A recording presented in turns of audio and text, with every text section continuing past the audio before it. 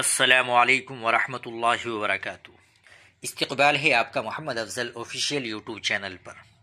ناظرین کرام، جمعیت علماء ہند کے جنرل سیکریٹری مولانا محمد حکیم الدین قاسمی نے قومی یکجہتی و سدبھاونا پروگرام سے خطاب کرتے ہوئے کہا کہ ہمارے ملک میں باہمی اتحاد و محبت ایک زندہ اور مضبوط حقیقت ہے جسے کچھ طاقتیں مٹانا چاہتی ہے، لیکن وہ کبھی کامیاب نہیں ہوگی۔ ناظم عمومی جمعیت علماء ہند نے یہ باتیں 8 فروری کو علاقہ بانس گاؤں پورینی میں جمعیت علماء کے زیر اہتمام ایک عظیم الشان قومی یکجہتی و سدبھاونا پروگرام میں کہی، جس میں علماء کرام، سماجی قائدین، عوامی نمائندگان اور وکلاء نے کثیر تعداد میں شرکت کی۔ مولانا محمد حکیم الدین قاسمی نے پنجاب میں حالیہ سیلابی صورتحال کا حوالہ دیتے ہوئے کہا کہ جب مختلف علاقے شدید قدرتی آفات سے متاثر ہوئے تو جمعیت علماء ہند نے فوری طور پر وہاں متعدد راحتی کیمپ قائم کیے، جہاں مذہب، ذات اور قوم کی کسی تفریق کے بغیر متاثرین کی خدمت کی گئی۔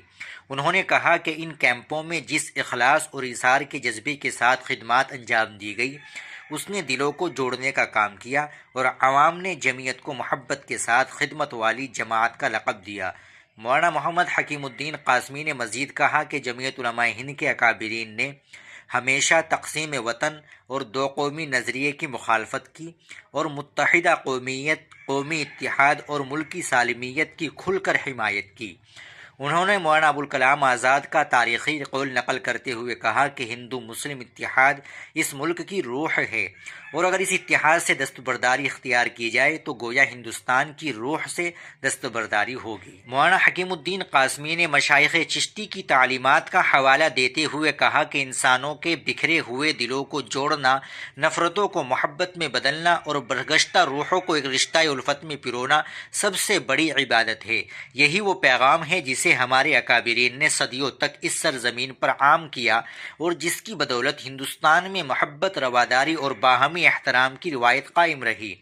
قبل ازیں ابتدائی خطاب میں مولانا معروف غازی پوری نے جمعیت علماء ہند کا تعارف کراتے ہوئے اس کا سن تاسیس، فکری اساس اور تاریخی خدمات پر روشنی ڈالی اور کہا کہ جمعیت نے آزادی سے لے کر آج تک ملک کی سالمیت اور قومی ہم آہنگی کے لیے نمایاں کردار ادا کیا ہے۔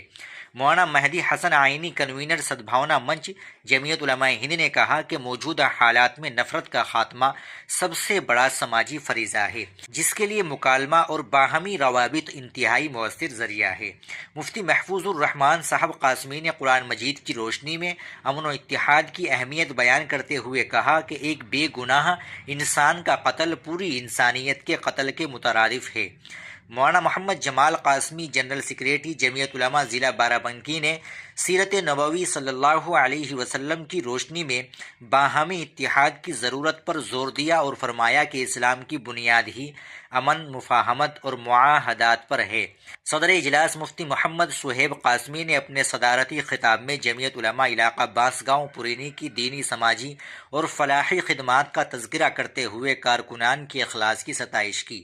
چندر شیکھر آزاد نے اپنے خطاب میں کہا کہ تمام انسان آپس میں بھائی بھائی ہے اور سماج میں نفرت کی اصل جڑ سیاست ہے، جو ووٹ کے خاطر انسانوں کو آپس میں لڑاتی ہے۔ ایڈوکیٹ بالکر رام سروج نے کہا کہ آزادی کی تاریخ اس بات کی گواہ ہے کہ علماء نے ملک کے لیے ناقابل فراموش قربانیاں پیش کی اور باہمی بھائی چارہ ہی قومی استحکام کی بنیاد ہے۔ آخر میں جمعیت علماء وسط زون کے صدر مولانا اسلام الحق اسجد قاسمی نے امن و امان پر گفتگو کرتے ہوئے کہا کہ سیاسی اختلافات کی وجہ سے سماجی رواداری کو نقصان نہیں پہنچنا چاہیے۔